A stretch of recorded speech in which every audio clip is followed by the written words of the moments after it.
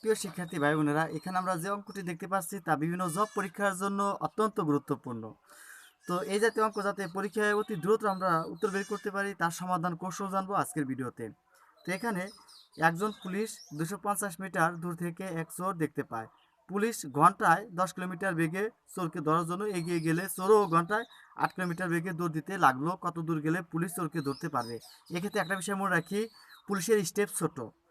Police যেমন এখানে একটা চিত্র দেখতে পাচ্ছি, পুলিশ এখানে চোর 1 2 3 4 5 স্টেপে যত দূর যাবে পুলিশ 4 স্টেপে তত দূর যেতে পারবে। অর্থাৎ চোরের স্টেপটা ছোট আর পুলিশের স্টেপটা বড়। এজন্য চোর যদি 250 মিটার সামনে কেন আরও কয়েক মিটার আগেও থাকে, 500 600 মিটার আগে থাকে, চোরের থেকে পুলিশের হাঁটার গতিবেগটা সবচেয়ে বেশি।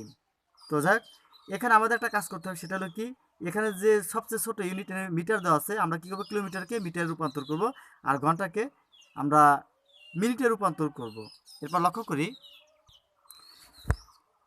এখানে বলছে যে পুলিশ ঘন্টায় মানে 60 মিনিটে 10 কিলোমিটার, 1 কিলোমিটার 1000 মিটার, তাহলে 10,000 মিটার। তাহলে পুলিশ 60 ঘন্টায় যায় 10,000 মিটার। যেহেতু এখানে 250 মিটার বলা হয়েছে, তাহলে আমরা এই 250 মিটারকে আমরা কী করবো, এটা রূপান্তর করব।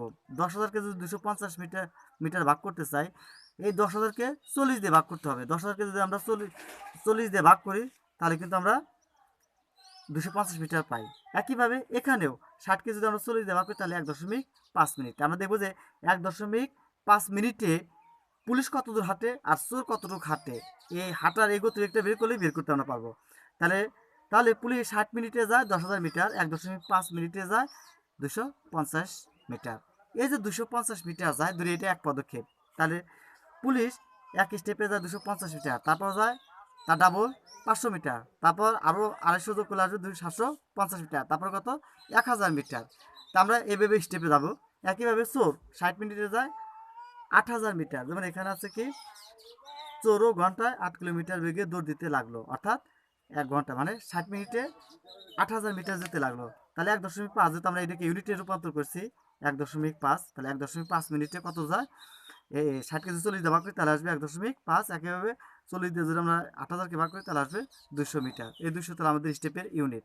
চোর এক স্টেপে যায়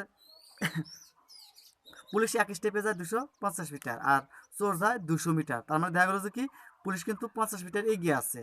তো এটা লসাগু কত, এটা কেন কয়েকটি স্টেপে যায়, 200 মিটার, তারপর 400, তারপর আর 200 গুলো 600, তারপর 800, তারপর 1000। তাহলে দেখা গেল যে কি, 1000 মিটারে গিয়ে এই চোর আর এই যে পুলিশ মিলিত হবে এই স্টেপে যে এগিয়ে যায়। তার মানে 1000 মিটার, এর উত্তর আসবে অঙ্কটার 1000 মিটার। তো এই কৌশল প্রয়োগ করে আমরা এই জাতীয় অঙ্ক যেভাবেই থাকুক তার অতি দ্রুত উত্তর বের করতে পারবো। আজকের মতো এখানে বিদায় নিচ্ছি, সেই সাথে অনুরোধটা থাকবে, যারা আমাদের চ্যানেলে নতুন এসেছেন অবশ্যই চ্যানেলটা সাবস্ক্রাইব করে পাশে থাকা বেল আইকনটির অল অপশনে ক্লিক করে দিবেন। ধন্যবাদ সবাইকে।